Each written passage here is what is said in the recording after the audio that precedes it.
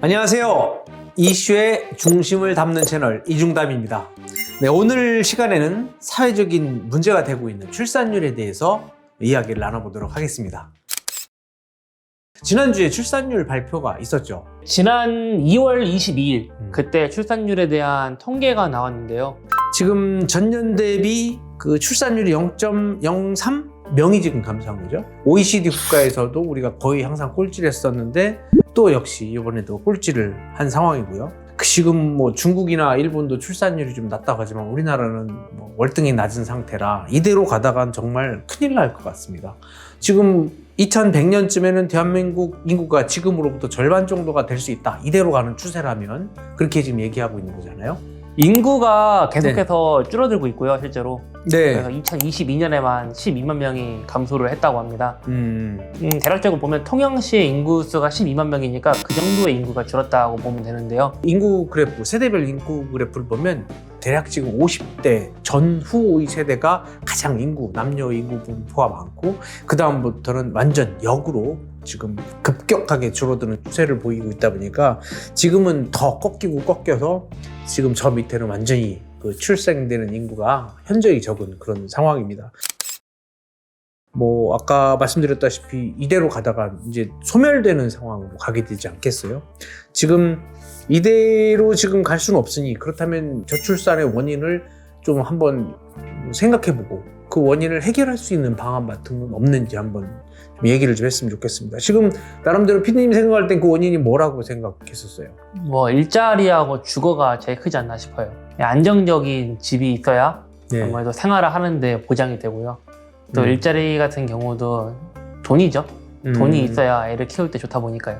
그래서 정부 정책 같은 것도 다 긍정적인 지원으로 이루어진 게 아닌가 싶어요. 맞아요. 그게 다 중요한 원인이 되고 내가 생각할 때도 그 속에서 크게 벗어나지는 않는 것 같아요. 다만 저출산의 원인이 결국엔 결혼을 하지 않거나 또는 결혼을 해도 아이를 낳고 싶지 않거나 뭐 그로 인해서 출산율이 낮아지는 거 아니겠어요?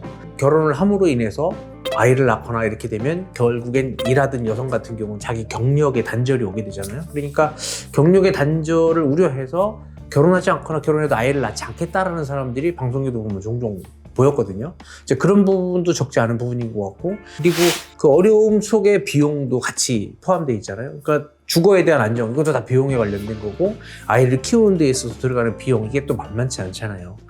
뭐 병원도 가야 되고 먹을 것도 그리고 입을 것도 다 챙겨야 되는 그런 문제가 있다 보니까 그 비용에 대한 문제까지도 다 이제 생각하다 보면 내가 이걸 구태여 결혼해가면서 내 삶을 포기해야 되나? 또는 결혼하고 내가 구태여 아이를 낳아야 되나? 뭐 이런 생각을 할 수밖에 없지 않나. 나도 그렇게 공감을 하거든요. 우리가 젊었던 그때 그러니까 90년대 뭐 2000년 초반 이런 시기에는 물론 그 전 세대는 더 그렇겠죠. 그러니까 살기가 어려웠던 시절에는 사실 결혼은 그냥 당연한 거고 아이 낳고 사회생활 열심히 하는 이런 데 이제 집중돼 있다 보니까 내 삶의 질은 사실은 우선 생각하지는 않았던 것 같아요. 근데 지금은 세대가 바뀌었잖아요. 그러니까 내 삶의 질도 그만큼 중요한 거죠. 내가 아이를 위해서 또는 뭐 희생을 해야 된다거나 내가 하고 싶은 일들을 못 한다거나 이런 것들이 어떻게 보면 더 소중하게 생각될 수 있는 부분이 크다 보니까 이제 그런 거 아닌가. 자, 그렇다면 어떤 부분에 대해서는 그런 문제점들을 좀 줄이거나 해결할 수 있는 여지는 있을 거 아니에요?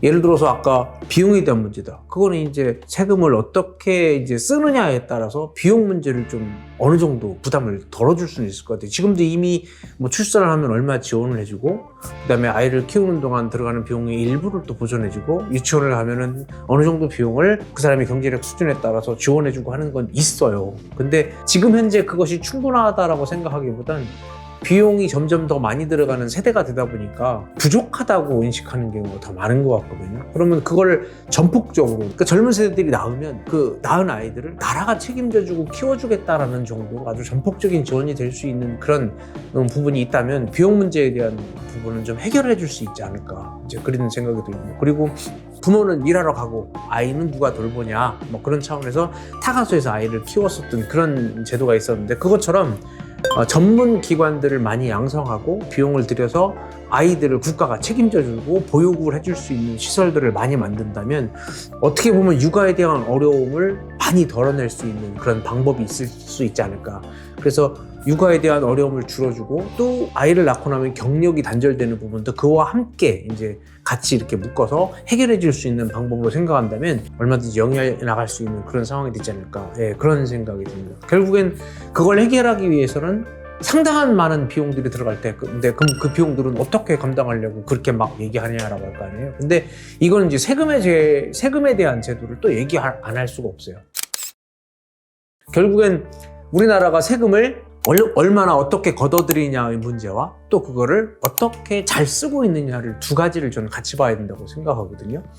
걷어들이는 부분에 대한 것은 어떻게 보면 지금 우리나라 조세제도가 잘 되어 있지만 어떻게 이제 쓰여지느냐를 기준으로 본다면 사실 세는 세금이 전 어마어마하게 많다고 생각합니다. 단적으로 자영업자들 중에는 아직도 탈세를 한다고 현금 거래를 하면서 신고를 누락해가지고 세금을 고의적으로 누락하는 이런 사례들이 아직도 많거든요. 그리고 부가세 별도로 해가지고 현금으로 원하는 사람들도 많이 있고, 바로 이제 그런 부분들을 일일이 찾아서 조사관들, 세무조사관들을 대폭 늘리고 그분들에 대한 일자리도 만들어주면서 일석이조가 될 수 있어요. 일자리를 만들어주면서 그들로 인해서 세금을 더 세는 세금들을 막아서 걷어들일 수 있게 된다면 세금도 늘리고 일자리도 늘리고 하는 그런 방법들을 좀 생각해서 세는 세금들을 막고 세금을 더 걷어들일 수 있는 그런 방법들을 찾는다면 제가 볼 때는 아주 유익할 것 같습니다. 결국엔 아까 얘기한 그런 출산율을 좀 높이는 방법들로 개선할 부분들을 우리가 결국엔 자금으로 해결해야 되는데, 그런 자금이 결국엔 우리가 세금에서 해결점을 찾아야 되지 않나, 그렇게 생각해서 좀 장황하게 얘기를 해봤네요. 우리가 이제 실버 세대가 되고 노인 세대가 돼서 우리가 일을 할 수 없는 세대가 됐을 때 결국엔 지금 태어나는 사람들이 성인이 되어서 우리 노인들을 결국엔 부양해야 되는 것으로 많이들 얘기하잖아요. 결국엔 이 출산율이 노인만 남아있는 이런 이 가분수에 나이 많은 사람들만 위에 있는 이런 상황, 태어나는 아이들은 얼마 없고 일해야 될 사람들은 얼마 없고 뭐 이런 상황으로 이렇게 지금 내몰리고 있는 상황, 지금 벌써 내몰려졌어요. 시간만 흐르면 그 상황에 들어가 버리는 거예요. 이 상황을 좀 더 직시해서 해결책을 마련하는 기관에서 좀 적극적인 해결책을 마련하고, 국가는 이 심각성을 좀 인식해서 진짜 아주 단호한 정책들을 좀 펼칠 수 있기를 바라고요. 그리고 좀 전에도 말했듯이 그런 공공기관에서 쓰여지는 허투루 쓰이는 돈들, 그리고 새는 세금들 없는지 좀 봐서 아주 좋은 정책들 만들어서 잘 좀 우리나라를 좀 이끌어줬으면 하는 바람입니다. 저는 그런 힘이 없으니까 이렇게 입으로만 이렇게 털도록 하겠습니다. 자, 오늘은 출산율에 대해서 좀 얘기를 길게 해봤는데요. 이게 출산율만 얘기할 수가 없잖아요. 출산율하고 연관되어 있는 것들을 같이 하다 보니까 결국엔 이제 세금 얘기까지 가버리고 말았습니다. 저희가 이제 앞으로 실천할 수 있는 부분이 뭔지 또 이제 떠오르는 내용이 있으면 한번 또 다룰 기회가 있을 때 한 번 더 얘기해 보고요. 관심 있게 봐야 될 그 내용들에 대해서 여러분들도 댓글 달아주시고 하면 저희도 관심 있게 보고 또 다음 내용에 참고하도록 하겠습니다. 여러분도 오늘 내용 좋으셨다면 좋아요, 구독 부탁드리겠습니다. 다음 영상에서 또 만나요. 감사합니다.